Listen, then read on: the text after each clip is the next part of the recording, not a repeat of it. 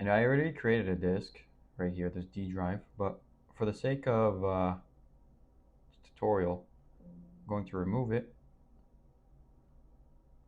And now I'm going to recreate it.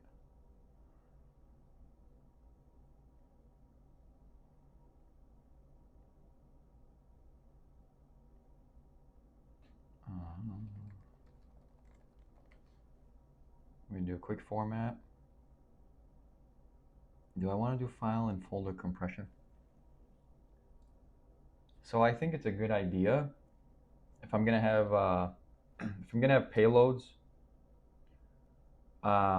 If you're gonna be having payloads, if you're gonna be having specific files that you're gonna be trying to be pulling out of your machine onto this local drive, you may want to compress them for the sake of sending them through mail, like whatever findings you may have, and also just save space on your hard drive.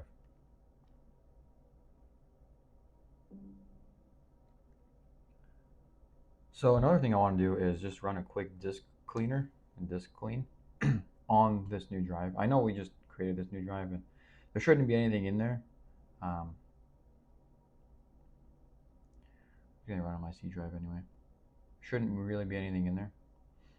So now that we did this, the next step is gonna be to copy specific.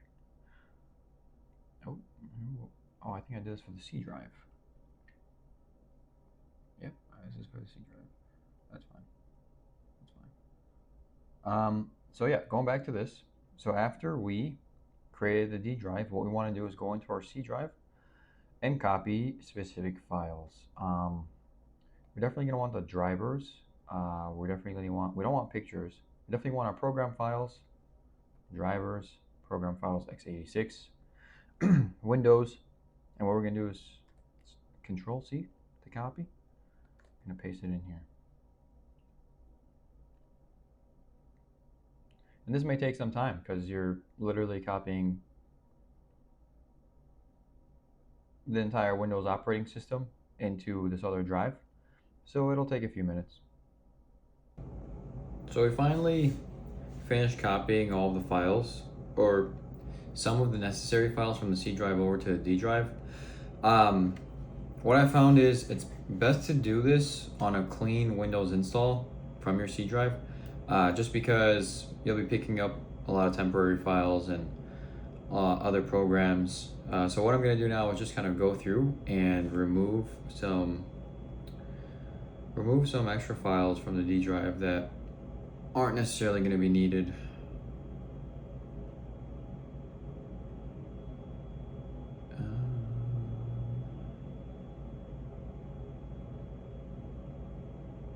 Internet Explorer, we don't need that either.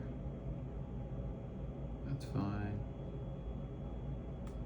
So I can get rid of that as well. That's fine. That's in the program files x86. Get rid of Dell. Get rid of all of this. And this will also save some space. See, like all of these kind of weren't really needed. So delete all those. And the Windows as well. So we don't need the extra language packs. So we're gonna remove the language packs. We can remove fonts. Remember, this is just for housing our virtual machines, so we don't really need a lot of these things. Let's get rid of those for right now.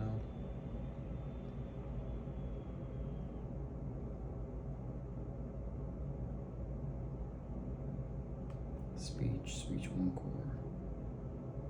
Get rid of those. I think that's for accessibility uses or for Cortana. I don't think I'm going to be needing those files. That should be fine.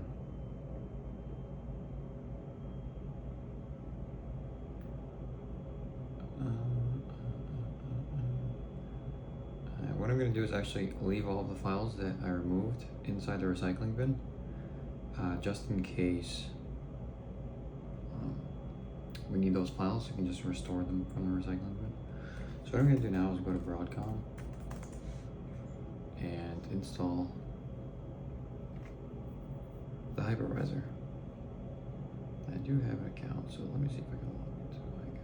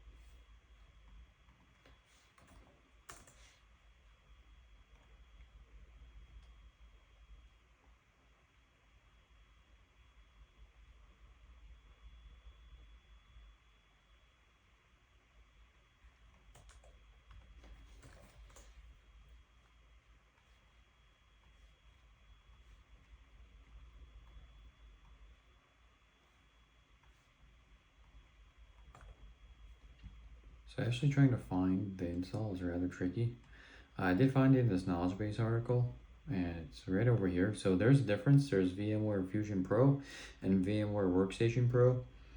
I'm on a Windows computer, so I'm going to be going with the Workstation Pro. If you're on a Mac, you're going to be wanting to use the Fusion Pro.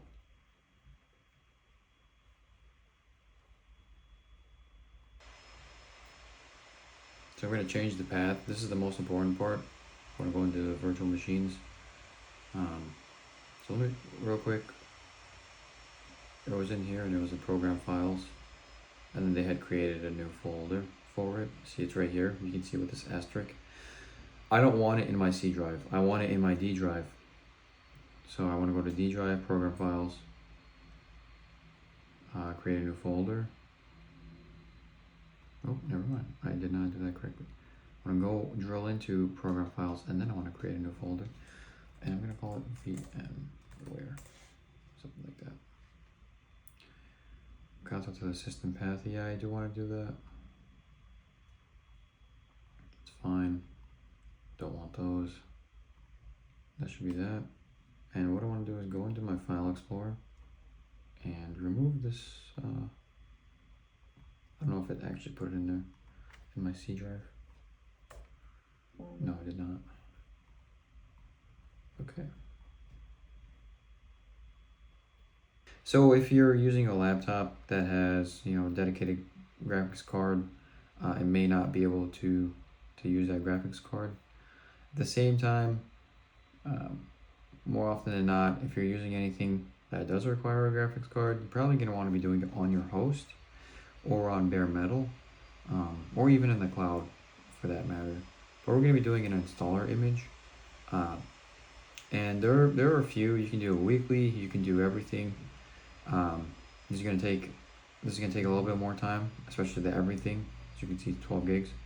You can do a net installer, meaning everything's going to be installed over the internet, and that's fine.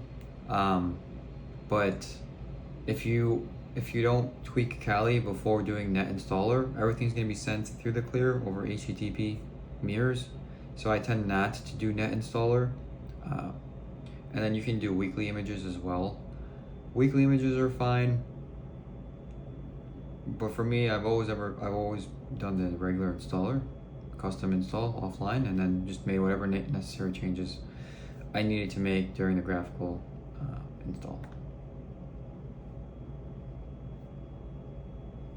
Alright, so we finished installing the ISO image. What we're going to do now is go to our File Explorer, and most likely it's going to be in our C downloads file. What we're going to want to do is we're going to cut it.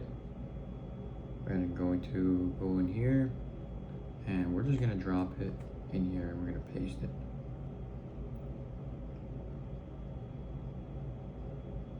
We'll just do typical.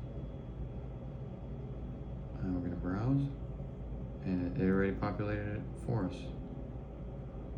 Okay, it says still in use, meaning it's still being copied over. So we're just gonna wait for this to finish. Okay, now it's fine. Browse, select it, open, next. It's Linux. It's fine. We're gonna call this Kali Linux. And again, we want to specify its location. That is not the location at all. Just putting it in my cloud. Program files, VMware.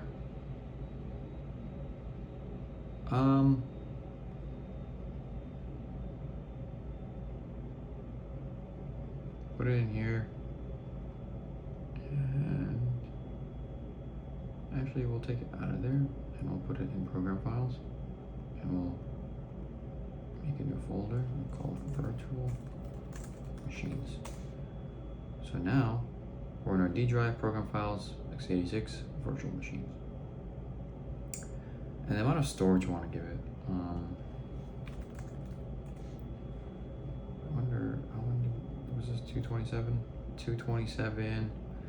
Want to give ourselves a buffer. We'll probably make this like 100 gigs. That should be fine.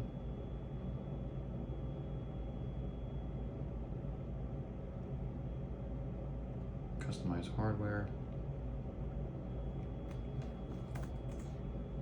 So one thing about your RAM, which is super important, you always want to multiply it by 1024.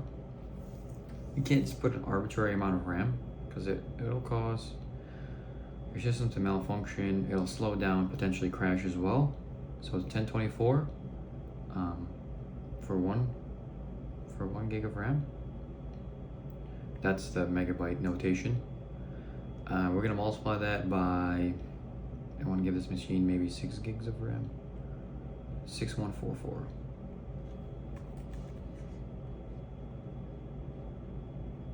Hit enter. 6144. 100 gigs of RAM. I don't want NAT. I want this to come up as a different machine on my network. So I'm gonna do a bridge connection. And then this way it'll also have a virtual network interface, a VNIC, if you will, that we can see in our devices, in our control panel.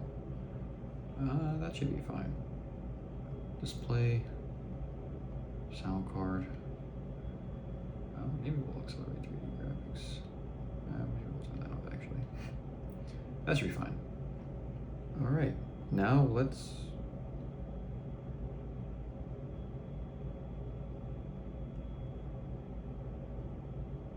That's weird.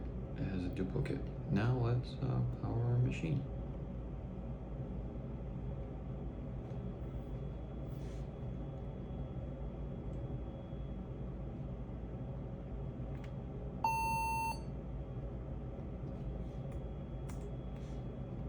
Graphical install. Close out some of these things.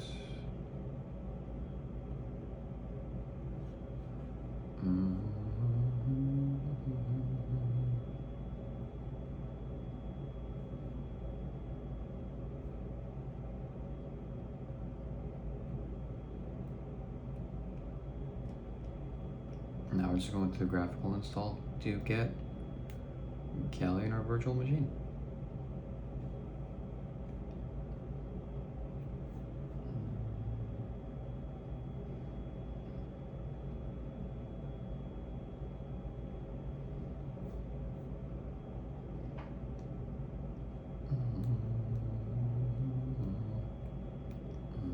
host name.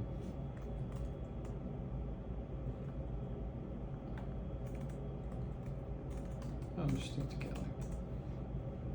Domain name. The domain name for now. Kelly.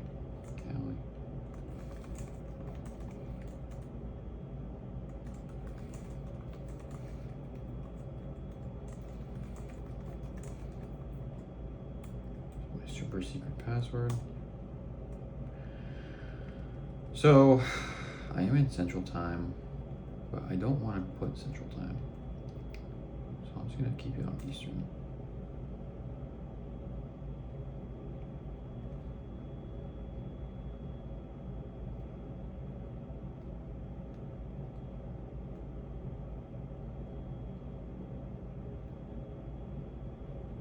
I just use the entire disk. Yeah, that's fine. All in one file. That's fine. Here we want to hit yes. We want to hit yes. We want to make the changes to the disk. Alright, now it is just installing the system on our new virtual disk.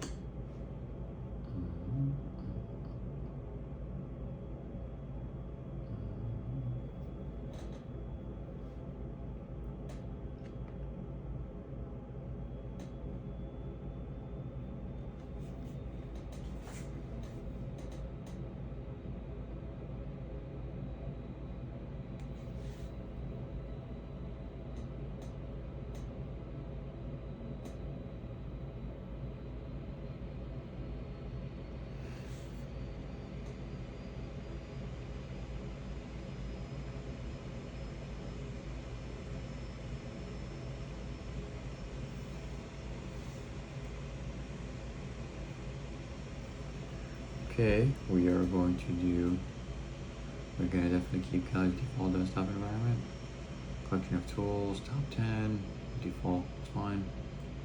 Probably gonna just add some more when we do some Kelly tweaks anyway.